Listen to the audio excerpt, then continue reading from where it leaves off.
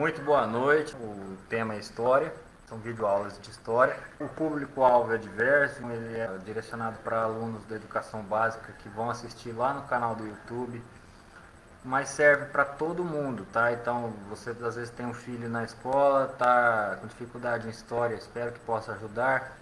Pessoas que têm curiosidade, né? O pessoal das outras áreas aí, tenho muitos amigos aí filósofos já participando, legal, deixa sua participação, perguntas. Pessoal aí da área de letras, pessoal da área de ciências sociais, qualquer outra pessoa que estude outra coisa, ou que trabalhe de forma comum aí, qualquer um pode a curiosidade, tá? Bom, eu deixei passar a criação da idade dessa categoria temporal, idade da pedra, né? Idade do bronze, idade do ferro, que eu comentei na outra videoaula. Essa criação dessa categoria foi do primeiro conservador do Museu Nacional dinamarquês, Christian Thomsen, em 1816. Foi antes da criação do próprio termo pré-história e depois se tornou uma subcategoria. Tudo bem? Então é uma curiosidade apenas que eu ia ter comentado, eu ia trazer a informação e acabei não esquecendo. Então, vamos voltar a falar de pré-história e vamos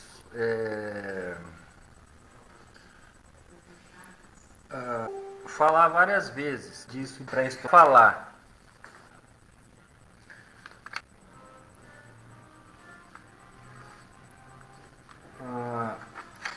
Agora eu gostaria de introduzir uma outra aula aqui, que é sobre as fontes, a natureza das fontes materiais. Vamos continuar então falando de cronologia de tempo.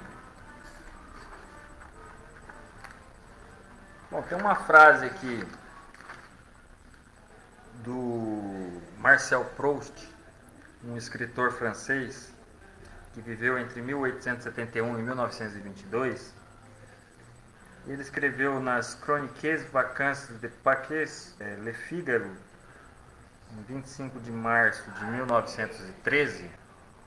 Os dias podem ser iguais para um relógio, mas não para o homem. Eu quero convidar a todos aí a refletir sobre esta frase. Você já percebeu que o tempo, para nós, passa de forma diferente, de acordo com circunstâncias que estamos vivendo? Você já reparou quando você está naquela aula de matemática, você não está entendendo muito bem, você está achando um pouco maçante, muita coisa, difícil. Mesmo aula de história, e você fala assim, nossa, o tempo não passa nunca, não bate o sinal, chega a hora do intervalo, parece que o tempo demora muito a passar. E já tem outras situações, de repente você está assistindo um filme legal, você fala, nossa, já acabou o filme, passou 1 hora e eu nem vi. Uma sensação com relação ao tempo, embora lá no relógio ele esteja sempre correndo de forma constante, uma variação muito mínima de milésimos de segundo por ano. O que será que causa essa sensação de diferença nos seres humanos? Então eu vou propor essa atividade para alunos do 6º ano, ensino fundamental. Então, se você é do 1º ano, não precisa fazer. Se você é de outra turma, não precisa fazer. Escreva aí quais são os momentos, pelo menos 3 momentos, que você acha que o tempo passa devagar e 3 momentos que você acha que o tempo passa rápido. Que tipo de conhecimento é possível obter através do tempo? Pensando na palavra tempo, ele pode ter várias formas de conhecimento. Tempo não significa a mesma coisa. Existe, por exemplo, o tempo climático. Que é isso? Vai chover, não vai chover? Como é que está o tempo hoje? Está tempo firme? Está chuvoso? Que é o tempo meteorológico. O tempo climático ele é medido em alguns anos. Normalmente aí numa escala aí de 25 anos você mede o clima de uma região específica. Então nessa região choveu tantos milímetros por ano. Isso é uma forma de você pensar o tempo.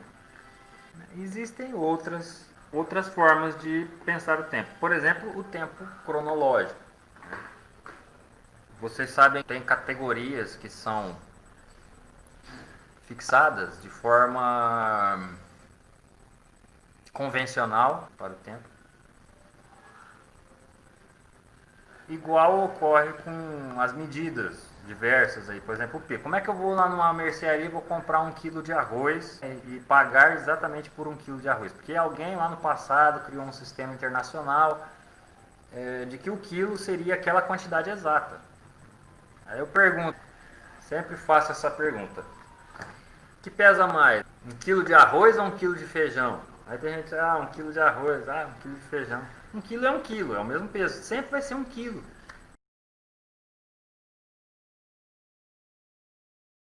Quando a gente pensa tempo, também existem algumas definições. Tem o milésimo, centésimo, segundo, o próprio segundo. 1 segundo, 2 segundos, 3 segundos, 60 segundos, 1 minuto, 60 minutos, 1 hora, 24 horas, um dia, 7 dias, uma semana, 4 semanas, ou 30 dias, um mês, 31, depende. Fevereiro, por exemplo, tem 28, às vezes tem 29, tal do ano bissexto. O que é o ano bissexto? Existe uma variação, na verdade o dia é a duração em que nasce o sol até a hora que ele se põe. Uma referência ali, um ponto. O dia, na verdade, ele não tem a duração exata de 24 horas, é aproximado. É dessa aproximação, a cada 4 anos, tem uma compensação, que é o que ficou faltando lá, porque é 23 horas de alguma coisa, né?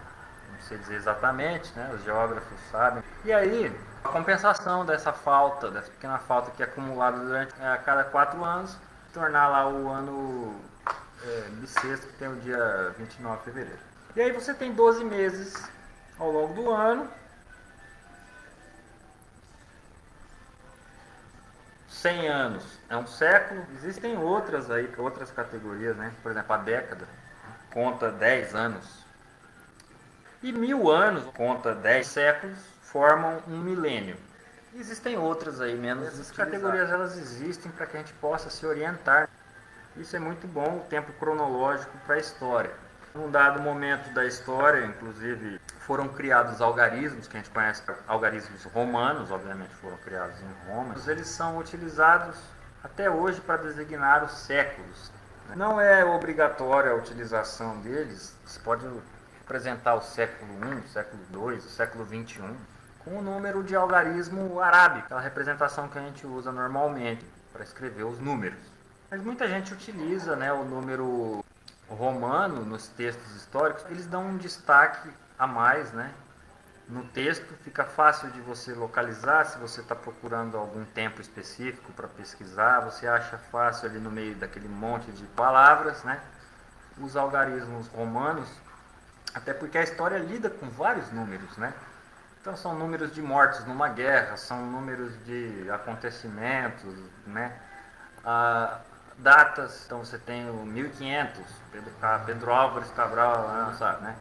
E aí, nesse meio de números arábicos, né, para facilitar a busca pelo século, o algarismo romano pode ser muito útil para dar esse destaque. Tem gente que usa porque acha que é chique, beleza,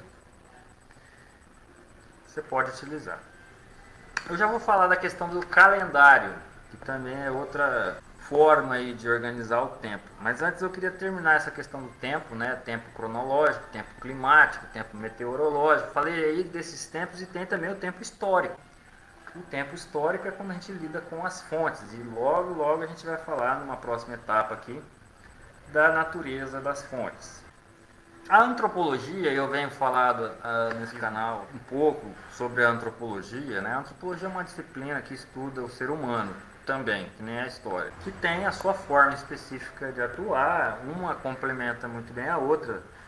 Houve uma discussão muito famosa de dois estudiosos franceses, né? O Fernand Braudel e Claude Lévi-Strauss, com relação à duração, um nível estrutural, temporal. Um exemplo dessas durações que ajudam muito a gente a compreender esse tempo longo que é o tempo humano e da história humana. Tem aqui uma representação. Imagine um rio correndo. Aonde que o rio corre mais rápido?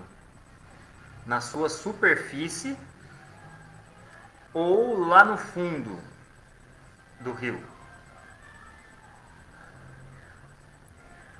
A maioria de vocês deve ter imaginado que o rio corre muito mais rápido na sua superfície, não é?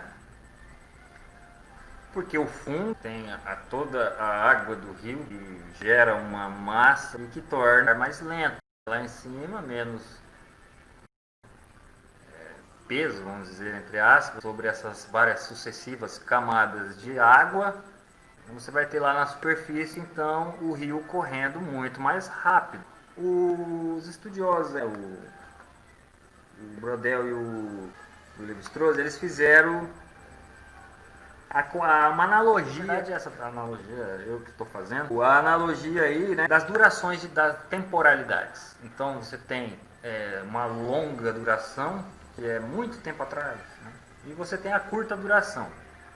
Então a curta duração são os fatos corriqueiros do dia a dia. Notícia que você lê aí no WhatsApp, no Facebook, é coisa que você lê hoje, amanhã já tem nova notícia, você até esqueceu da outra que você leu, é tudo muita coisa acontecendo, muita notícia na televisão, né, na internet.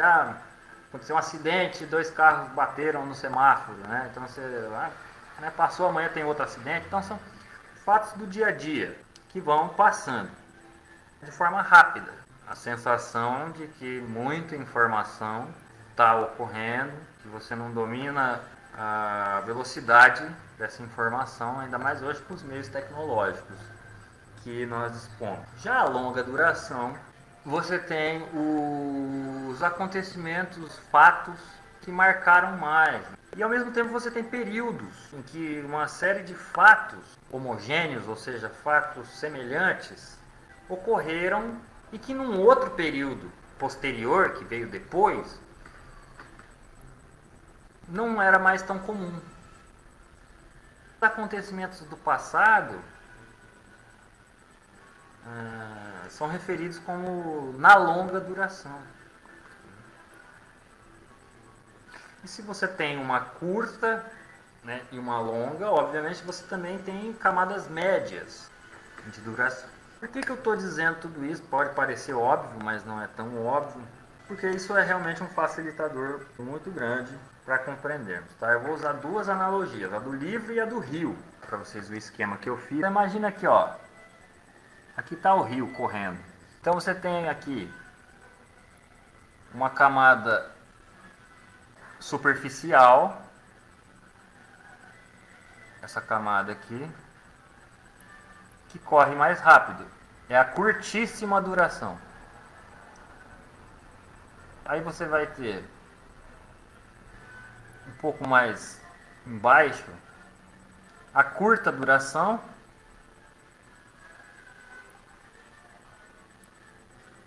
né, que corre um pouquinho menos rápido. No meio você tem a média duração.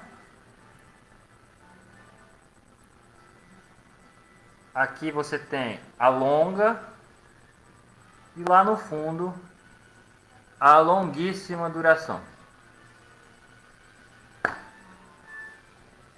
Tudo bem? Quando a gente pensa em longuíssima duração, nós podemos pensar na pré-história. Quando a gente pensa na longa duração, a gente pode pensar a Idade Antiga, por exemplo. Na média duração, a Idade Média. Como se estivesse no meio, mas não é bem assim, porque a pré-história durou muito mais tempo do que qualquer outra categoria feita para a gente entender de uma forma mais simples todo esse tempo. Você pensar que a pré-história tem quase 5 milhões de anos, aí pelo menos, a Idade Antiga já não vai ter tantos anos, coisa de 4 milênios aproximadamente, não dá isso não. Quase 4 milênios, por volta disso, porque ninguém sabe exatamente quando inventaram a escrita, que é o tempo que inaugura a Idade Antiga e finaliza a pré-história. E a Idade Média, que já dura bem menos que a própria Idade Antiga, já não são 4 milênios, 4 mil anos, ou quase 4 mil anos. Um período aí de aproximadamente, conta 10 séculos, né? E 1000 anos, conta entre 476 até 1453. E a modernidade dura menos ainda. Então a Idade Média está no meio em relação às outras, porque depois você tem Idade Moderna e Contemporânea. Então são 5 fases. Né? A curta duração seria a Idade Moderna, por exemplo. A Idade Moderna ela vai de 1453 a 1789, ela tem aí, chega a 300 anos, um pouco mais aí de 300 anos. Vamos dizer que a Idade Moderna dura menos tempo que a Idade Média. Né? A Idade Moderna dura menos que a Idade Média. E a Idade Contemporânea, que vem de 1789 para cá, nós não teríamos pouco mais de 200 anos até agora e ainda não foi criada uma nova categoria, apesar de muitos historiadores aí já estarem dizendo que nós já entramos numa nova era aí, né? Tá, mas a gente continua de forma convencional apenas, né? Existem muitas outras formas de você categorizar esse tempo. Essa é a mais utilizada, principalmente na Europa, mas ela é utilizada aqui também na América, né? E talvez não pela maioria, por exemplo, dos arqueólogos ou de outros estudiosos, alguns historiadores específicos, que usam outras cronologias com outros fatos, tá? Esses fatos foram escolhidos pelo... Já vou pegar aqui o nome da pessoa que propôs essa idade moderna, que agora me fugiu a memória. Acho que eu não tenho nem anotado aqui, mas enfim. Se eu esquecer nessa aula, depois eu trago aqui. A curiosidade também, né? Ele criou essas categorias, né, que depois foi amplamente utilizada por vários historiadores, né, porque são fatos que mudaram a história humana de um período para o outro. Você tem um período em que não se existia a escrita, e a escrita mudou muita coisa na sociedade, e muitas outras coisas passaram a existir da longuíssima para longa duração. Com o fim de Roma, você tem praticamente que o fim das civilizações antigas, as primeiras civilizações, cidades, né? Você tem o fim de uma época, novas circunstâncias que vão surgindo no que é a chamada Idade Média e assim por diante. A modernidade traz novas questões com a queda do outro Império Romano, aquele que durou mais tempo, e após a Revolução Francesa, então nós teríamos nessa nossa fase atual novas mudanças. Bom, a questão da outra analogia que eu iria fazer aqui também, comparando essas durações com um livro. Por exemplo, se eu ler um livro muito de perto, assim, ó, eu não consigo enxergar. Por quê? Está muito perto. Existe uma dificuldade de nitidez, de ver a nitidez das palavras. Se eu mostro para você o livro daqui de longe, você também não está conseguindo ler. Por quê? Está muito longe. Existe uma dificuldade na nitidez. Agora, se eu ajusto numa distância média, fica mais confortável, eu consigo ler e encontrar a nitidez, de acordo aqui com a minha visão. Então isso significa que ocorre mais ou menos assim com o estudo temporal ao longo do tempo, os estudos históricos aí. Quando a gente pensa então você tem uma longa duração, que é muito tempo atrás, né? E você tem a curta duração. Então a curta duração são os fatos corriqueiros do dia a dia. Notícia que você lê aí no WhatsApp, no Facebook, é coisa que você lê hoje, amanhã já tem nova notícia, você até esqueceu da outra que você leu, é tudo muita coisa acontecendo, muita notícia na televisão, né, na internet. Por quê? Está muito perto. Existe uma dificuldade de nitidez, de ver a nitidez. Também existe uma dificuldade na nitidez. Na longuíssima duração, na longa duração, nós temos muitos problemas difíceis de estudar, né? Porque faz muito tempo. Muita coisa já desapareceu, outras que não desapareceram são difíceis de decifrar. Existe uma complexidade em imaginar o que aconteceu lendo pistas. Como é que eu sei o que aconteceu na pré-história se não foi escrito? Não existia televisão, câmera para registrar. Como é que eu vou saber o que acontecia lá, como que a história conta o que aconteceu? Aí eu vou usar a analogia do animal que passou o caçador. Uma analogia que eu li no livro do Carl Guinness, achei fácil de entender. Já vi também outras pessoas utilizando essa analogia aí. Por exemplo, passou um animal e deixou suas pegadas, você não estava lá naquele momento. Ou imagina que é um homem pré-histórico caçando. Ele não estava lá quando esse animal passou. Mas esse animal deixou pegadas. Deixou as suas pegadas, então, na terra, né? Deixou as pegadas, ou na areia, enfim, né? Deixou as pegadas no chão, que permitiu que o caçador chegasse à conclusão que por ali passou um animal. E não faz muito tempo. Foi há um ano que a pegada desapareceria com a chuva, com o vento, na verdade. Provavelmente ela desapareceria. Pode até ser que ela ficasse ali fossilizada. Já vou explicar o que é isso. Mas normalmente ela desaparece. Ele ainda pode seguir os passos, né? Porque ele vê os dedos do animal, ou sei lá, o formato da pegada que permite ele imaginar que o animal não está andando para trás, está indo para frente, então ele foi naquela direção. E ele vai então em direção da sua caça e encontra o que quer. Pode ser que ele encontre, pode ser que o animal, sei lá, subiu numa montanha e foi para uma caverna e ele perdeu as pegadas, mas pode ser que ele encontre através das pegadas do animal. São pistas, essas pistas que o historiador lê, muito antiga. O tempo passou, muito vento existiu, águas rolaram, chuvas e cidades caíram, guerras aconteceram, uma série de coisas. Areias foram trazidas para cima daquela antiga cidade e ela ficou depois coberta, né? O rio trouxe terra e aí ela ficou numa camada embaixo, né, da terra, ela estava lá enterrada.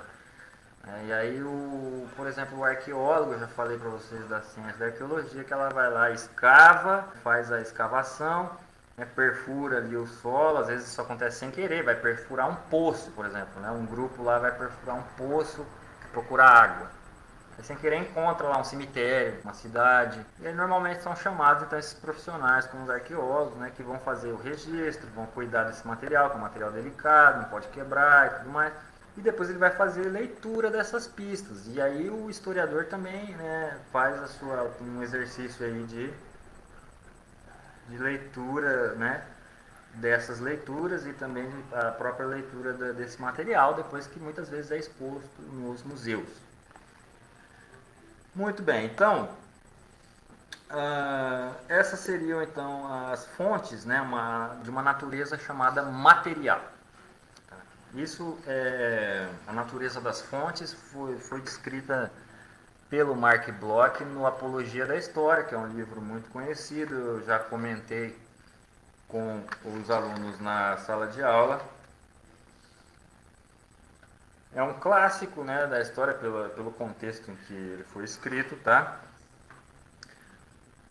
Ele é um dos fundadores dessa chamada Escola dos Análises Francesa e ele descreve lá um padrão, né, praticamente convenciona um padrão de natureza de fontes que é utilizado por muitos, né, estudiosos, inclusive aqui no Brasil e no mundo, né, essas instituições aí que cuidam, por exemplo, do patrimônio, catalogam vários materiais de diversas naturezas, né, seguindo esse padrão. Então, quando a gente fala esse padrão, ele não é estanque, tá? Vocês receberam um trabalho, o pessoal do primeiro ano aí recebeu um trabalho sobre isso, achou que é um bicho de 7 cabeças, mas não é. Esse é um trabalho um pouco extenso, né, que existe uma quantidade grande aí de assuntos, mas é muito simples, tá? É só ler um pouquinho, né?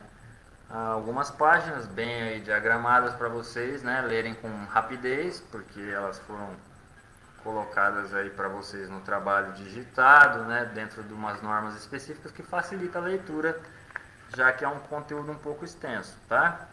Mas não é um bicho de sete cabeças. Então, rapidamente explicando para vocês aqui, as chamadas fontes materiais são os vestígios deixados pelo homem, tá? Dos sítios arqueológicos, normalmente antes da escrita, né? Então, por exemplo, zoólitos. O que são zoólitos? Né? Lembra que eu comentei da pedra polida, que eles faziam estátuas? Algumas estátuas de animais, por exemplo. A gente encontra até aqui no Brasil muitas, né, dessas estátuas de aves, por exemplo, ou qualquer outro animal, que são chamados zoólitos. Zoo, vocês devem ter visto já em ciências ou biologia, né, que vem do latim animal. E o lito, vocês talvez tenham estudado também em geografia, né, é pedra. Lito, lítico, né? Então neolítico é a nova pedra, a idade da pedra polida, né? Paleolítico, paleo, antigo, né? Do latim antigo, a idade da pedra antiga, ou a idade da pedra lascada, né? Paleolítico, pedra, lítico, pedra, certo? Rocha. Então, essas fontes, construções antigas, cidades antigas, até mesmo ossos humanos, esqueletos, aquedutos, ruas, ânforas. O que são as ânforas? São os vasos de cerâmica, vasos de barro, de argila, tecidos muito, muito antigos, como no caso a gente viu nos documentários aí dos Incas, diversos utensílios antigos, né, que poderiam ser recipientes para líquidos, água, né, ou até mesmo para armazenar alimentos, né, estocar alimentos. Às vezes as dejeções, né, que seriam as necessidades, né, que a gente faz, né. Hoje todo mundo já ouviu falar no pinico, né, ou no vaso sanitário, mictório. Naquela época não existia isso, né? Então, porventura, às vezes se encontra esse material que era armazenado, né? Às vezes numa caverna, né? Por exemplo, dentro de recipientes, né? Urnas funerárias, que é como se fosse um caixão, vamos dizer assim, um caixão, lugar que guarda lá o morto. Enfim, pedras que eram utilizadas para armas e uma série de outros materiais aí, né? Faziam as lanças, faziam as flechas, usar o arco e a flecha, são materiais, né, antigos. Tijolos, estelas, né, algumas até com inscrições, com escrita, né, que antigamente, muito antigamente, escreviam na pedra. E sarcófagos, né, que também são conjuntos já para enterrar com um pouco mais de luxo, né. Enfim, podem até existir outros tipos de materiais, né? Eu já comentei nos documentários também, por exemplo, os sambaquis, que são acúmulos de concheiros que podem também conter outros materiais, além das conchas e outros tipos variados de restos orgânicos deixados ali pelo ser humano.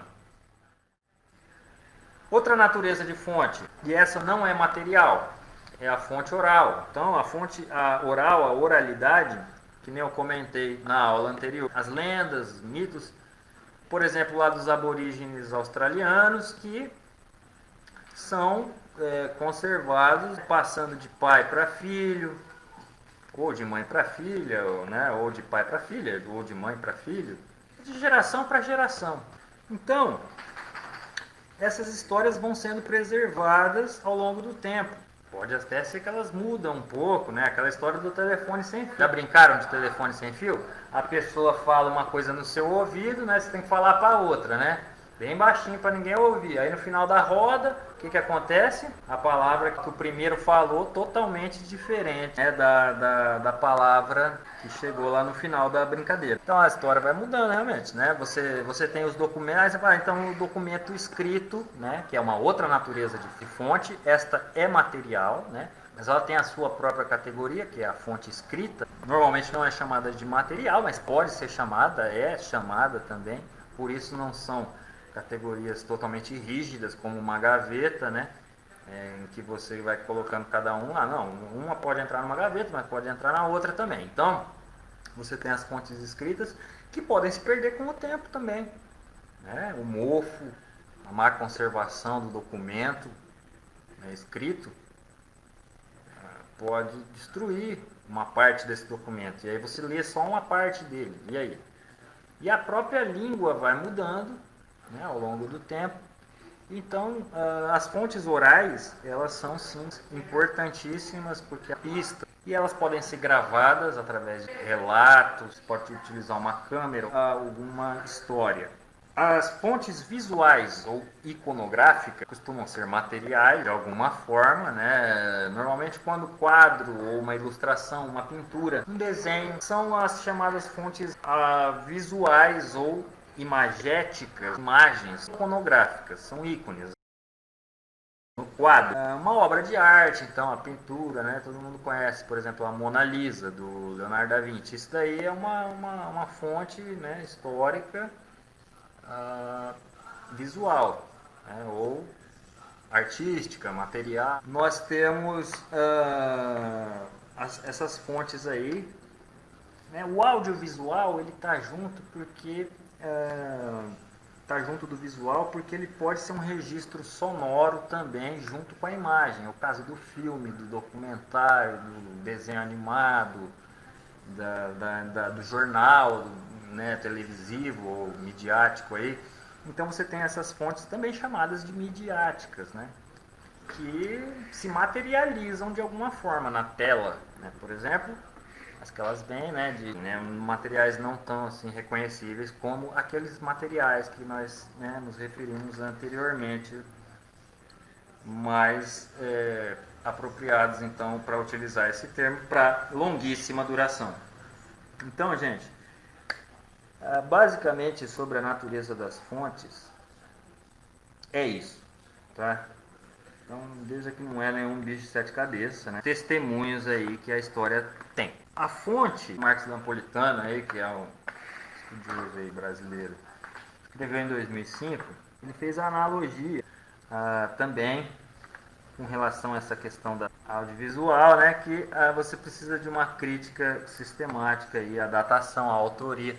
Tá, não é só o Marcos Napolitano, tem o José Carlos Bonserve, né? Enfim, são vários autores aí que colocaram algumas regras para transformar aquilo numa história. Então, um relato oral ou um relato audiovisual, ele precisa de uma série de referências. Quando foi feito, né? Quem fez, quem falou e assim por diante.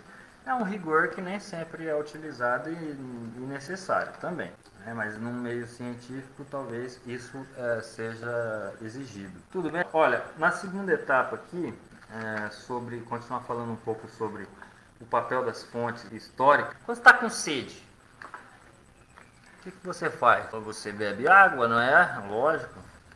A melhor forma de matar a sede é bebendo água. Você pode, por exemplo, ir a uma fonte. Se não tiver um bebedouro, uma geladeira por perto com água, né? Uma torneira.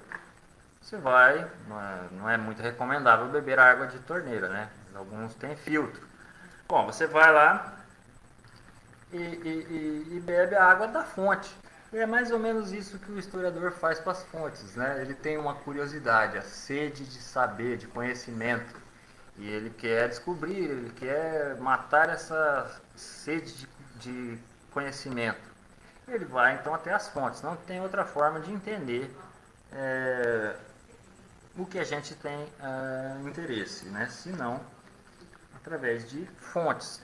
Tá? Então a origem dessa palavra vem do latim fons. Ela significa uma metáfora com a bica d'água, exatamente. Tá? Tem o Caio César Bosch, a problematização das fontes, enfim, né? Eu já falei aí do Mark Bloch, são vários autores aí que vão problematizando. A Roxana Morowitz, que chama, por exemplo, o jornal de janelas de papel, uma vitrine, né? Você abre o jornal, existe um mundo ali, né? Que você mergulha. Então, são várias analogias criativas que podem ser feitas com relação às várias fontes que existem aí nas bancas de jornal, nas lojas, nas livrarias, nos pontos de ônibus, na estação do metrô, na esquina, na rua. E você? Quantas fontes você é capaz de lembrar? Tá? Muitos alunos já entregaram esse trabalho para mim, mas alguns ainda estão devendo, né? Então, o que eu quero que você faça na primeira questão do trabalho? Eu quero que você cite as fontes que você conhece. Pode ser um livro que você gosta, uma revistinha que você lê, ou um panfleto que você viu na rua. Tá? Tudo isso é fonte. Alguma coisa que você viu em algum museu, se você visitou algum museu. Tudo bem? Essa é a segunda etapa, tá? Retomar o trabalho, gente. Não deixa acumular, porque se você puder entregar mais de um trabalho, é bom, né? E daqui a pouco vai ter mais, tá? Vocês já tiveram um bimestre inteiro e alguns ainda não fizeram. Parabéns para aqueles que fizeram, tá bom? Bom, passando para a quinta e última etapa, então, desta aula. Claro que eu vou fazer ainda mais algumas considerações. Vamos voltar à questão da idade dos fósseis. O que são fósseis? Lembra que eu falei da pegada? A pegada desaparece, não é? Foi o que eu disse? Sim, mas tem algumas que ficam ao longo do tempo. E como isso acontece? Diversas maneiras pode ocorrer isso. Elas podem ser petrificadas, por exemplo, por conta das cinzas de um vulcão. Explodiu um vulcão lá, tinha uma pegada ali, né? Essas cinzas caíram ali, protegeram, depois um material orgânico, veio a chuva, acabou protegendo aquela pegada. E pode acontecer dela ficar ali por milhares de anos. Né? E elas trazem uma história, uma pista, né, daquela época, que é material. Tem uma cidade chamada Pompeia, na Itália, que passou por esse problema do vulcão e as cinzas petrificaram a cidade inteira. Quando descobriram essa cidade, ficaram impressionados como a cidade parecia uma fotografia do que estava acontecendo no dia que chegou essa grande fuligem do vulcão Vesúvio. Isso é o fóssil. O fóssil ele fica preservado ao longo do tempo. Tá? E pode ser milênios, então a gente tem uma longuíssima duração, uma história que pode ser reconstituída. E essa é a história que vocês conhecem. Então tinha os homens da caverna, depois eles começaram a plantar, fazer as cidades. Né? Nesse meio tempo dominaram o fogo, inventaram a roda, então né, surgiram aí as músicas, né, flautinhas, e assim eles foram criando a escrita. E aí por aí vai. Né? Uma história aí que acho que todo mundo já ouviu falar. Outra forma também de contar essa história é através do carbono 14. O que é o exame laboratorial de carbono 14? Então, todo ser vivo ele possui uma espécie de carbono chamada carbono 14. Nós temos o outro carbono também. Se você tem dúvidas sobre carbono, pergunte para o seu professor de química, tá? Ele pode te ajudar. O professor de ciências também. O carbono 14 é uma substância que ao longo do tempo vai se desprendendo do material.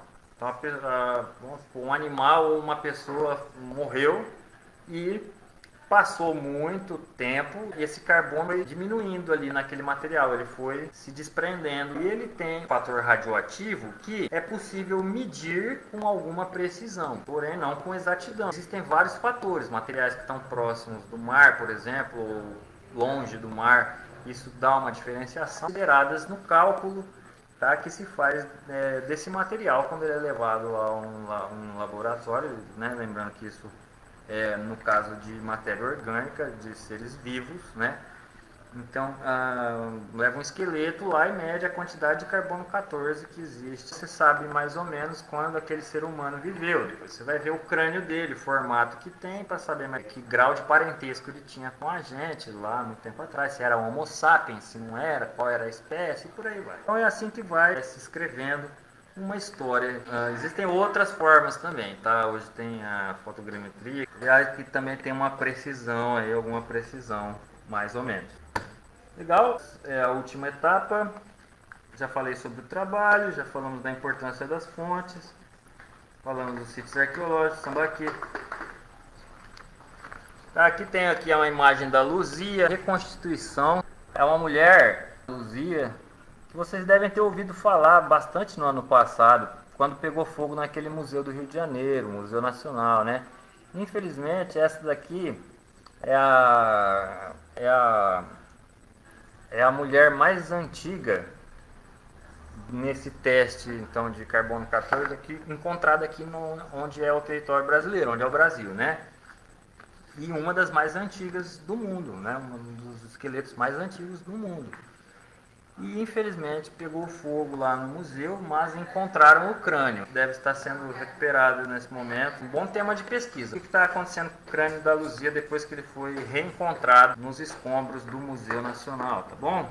É uma reconstituição, essa imagem que vocês viram aqui, famosa. A reconstituição foi feita no computador, tá?